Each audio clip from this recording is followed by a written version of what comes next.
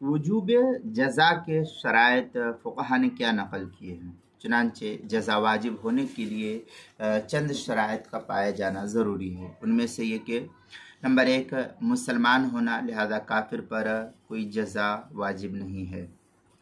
دوسرے یہ کہ عقل مند ہونا، اب اس عقل مند کی قید سے پاگل اور دیوانہ نکل گیا، لہذا ان کے اوپر جزا واجب نہیں، الا یہ کہ وہ احرام باندھنے کے بعد پاگل ہوا ہو اور پھر اس کو افاقہ ہو گیا ہو، چاہے سالوں بعد ہی کیوں نہ ہوا ہو، تو اس پر افاقہ کے بعد جزا لازم اور ضروری ہوگی۔